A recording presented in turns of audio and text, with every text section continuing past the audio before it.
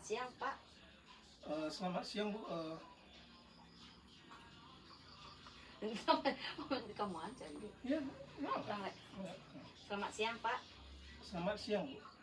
Terima kasih Bapak telah memberi kesempatan di sela-sela kesibukan Bapak mengajar KIK. Seperti biasa, Pak, di ruang coaching ini kita adalah komunitas belajar. Tidak ada yang dihakimi. Yang kita bicarakan akan dijaga kerahasiaannya. Apakah Bapak siap? Siap Bu, insya Allah. Meskipun saya agak sedikit was-was, tapi saya yakin ini baik untuk saya dan juga murid-murid. Kejujuran itu luar biasa, Pak. Nah, berdasarkan rencana aksi yang minggu yang lalu, Bapak sudah mencoba memetakan partisipasi murid di kelas KIK, Pak. Apa yang Bapak temukan? Oh baik Bu, ternyata dari 24 murid saya, sekitar 6-7 orang itu cenderung pasif. Mereka datang, duduk, tetapi tidak mau jualan atau terlibat. Jadi saya sempat sedih melihatnya Bu.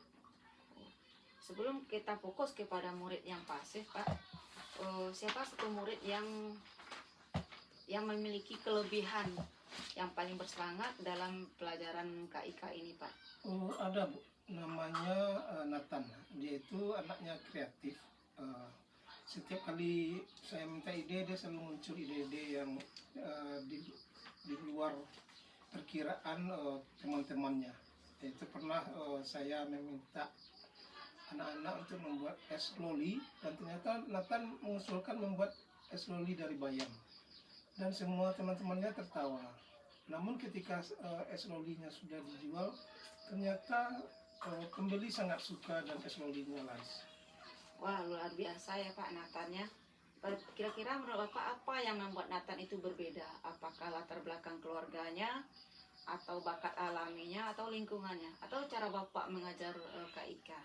Saya rasa mungkin karena dia punya sifat yang berani mencoba, dan juga mungkin karena latar belakangnya dari keluarga yang juga pedagang, sehingga dia ketika saya berikan tanggung jawab untuk melakukan wirausaha, dia sangat percaya diri dan berani melakukannya, sehingga itu membuat saya sering menunjuknya sebagai ketua kelompok. Bagus itu Pak. Jadi Bapak punya contoh keberhasilan yang bisa dipelajari.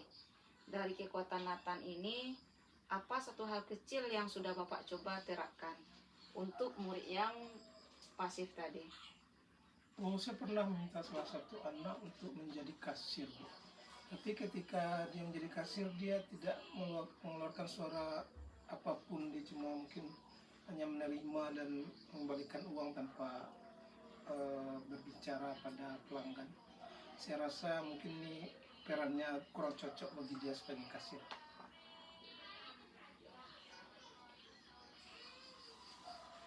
Pak, mari kita berpikir kritis Pak.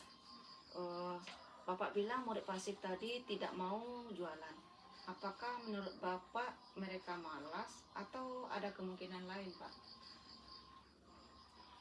Awalnya saya merasa bahwa mereka memang malas disuruh menjadi kasir atau sebagainya karena tidak sesuai dengan keinginan mereka.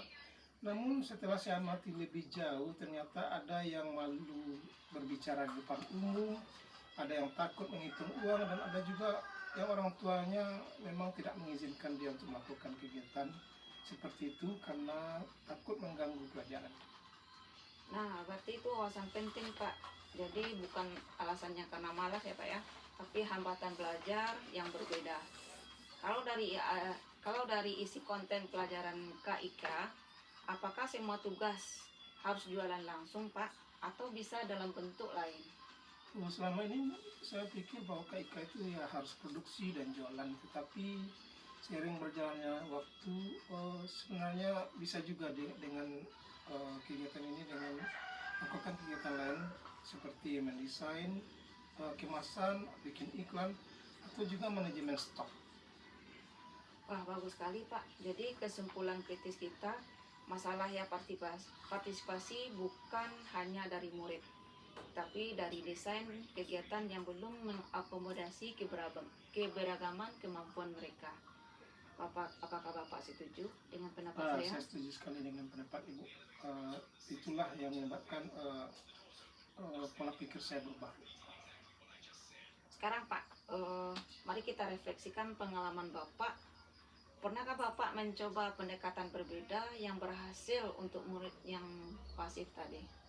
Pernah Bu, waktu itu ada murid pasif namanya Putri. Ya. Dia tidak mau jualan sama sekali. Suatu hari saya minta dia untuk mendesain poster jualan yang akan digunakan oleh teman-temannya. Dan ternyata dia berhasil melakukannya dengan baik dan sangat disukai. Posternya digunakan oleh semua teman dalam produksi makanan mereka. Apa yang Bapak rasakan saat melihat Putri bersinar di bidang di peran desain Pak? Saya sangat terharu Bu. Ternyata tidak semua anak itu memiliki minat dan bakat yang sama. Contohnya Putri, ketika disuruh jalan dia tidak sanggup, tetapi ketika disuruh membuat desain kemasan, dia sangat bagus dalam melakukannya. Jadi kita tidak boleh menyamaratakan murid.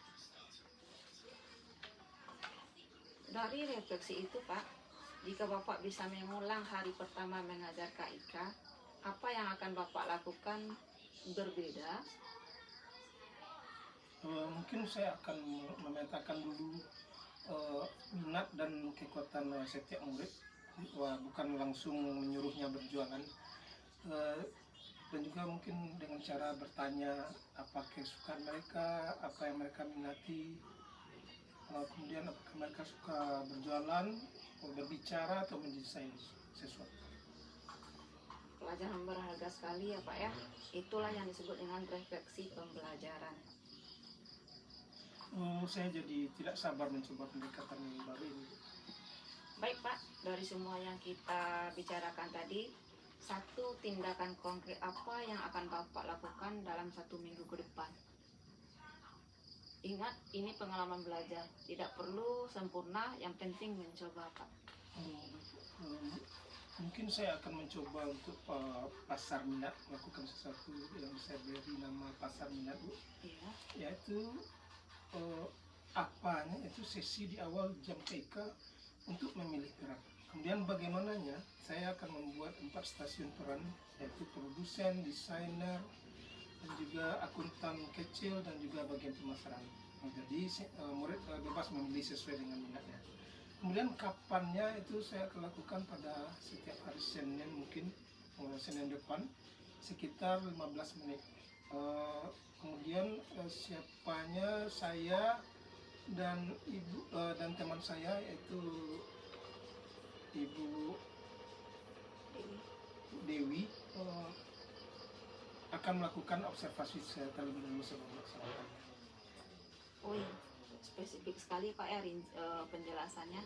Bagaimana Bapak tahu percobaan Bapak ini bisa berhasil?